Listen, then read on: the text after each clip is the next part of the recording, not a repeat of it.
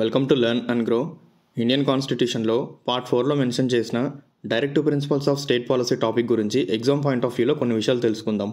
First directive principles గురించి కొంత basic information తెలుసుకొని ఆ తర్వాత వాటికి సంబంధించిన అమెండ్మెంట్స్ గురించి మాట్లాడుకుందాం. Let start with the basic question.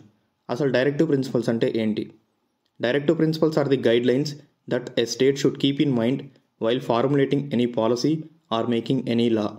Government ఏదైనా పాలసీ ప్రిపేర్ చేసేటప్పుడు కానీ లా ప్రిపేర్ చేసేటప్పుడు కానీ కొన్ని గైడ్ లైన్స్ ఆర్ ఇన్స్ట్రక్షన్స్ని ఫాలో అవ్వాలి. అలాంటి గైడ్ లైన్స్ ఆర్ ఇన్స్ట్రక్షన్స్ని డైరెక్టివ్ ప్రిన్సిపల్స్ అంటాము.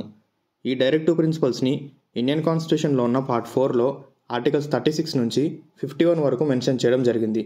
అండ్ ఈ డైరెక్టివ్ ప్రిన్సిపల్స్ని మనం ఐరిష్ కాన్స్టిట్యూషన్ నుంచి అడాప్ట్ చేసుకోవడం జరిగింది. ఇంపార్టెంట్ థింగ్ ఏంటంటే these directive principles are not enforceable by the courts. దీని మీనింగ్ ఏంటంటే ఒకవేళ గవర్నమెంట్ వీటిని ఇంప్లిమెంట్ చేయకపోయినా సరే గవర్నమెంట్ మీద ఎటువంటి లీగల్ యాక్షన్ తీసుకోవడం కుదరదు. డైరెక్టివ్ ప్రిన్సిపల్స్కి సంబంధించి మొత్తం 4 ఇంపార్టెంట్ అమెండ్మెంట్స్ ఉన్నాయి.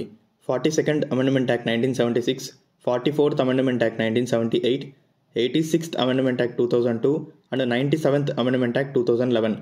1976లో వచ్చిన 42nd amendment article 39 healthy development of children, article 39A equal justice and free legal aid to the poor, Article 43A Participation of Workers in the Management of Industries and Article 48A Protection of Environment, Safeguard of Forests and Wildlife.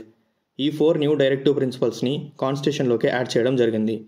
1978లో 44th amendment ద్వారా article 38 minimise inequalities in income, status, facilities and opportunities ఈ new directive ప్రిన్సిపల్ని కాన్స్టిట్యూషన్లోకి add చేయడం జరిగింది.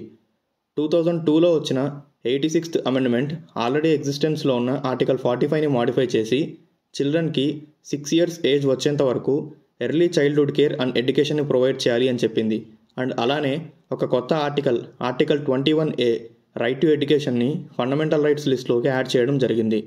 ఫైనల్గా 2011లో వచ్చిన 97th amendment cooperative సొసైటీస్కి సంబంధించిన ఒక కొత్త న్యూ డైరెక్టివ్ ప్రిన్సిపల్ ఆర్టికల్ 43Bని కాన్స్టిట్యూషన్లోకి యాడ్ చేయడం జరిగింది.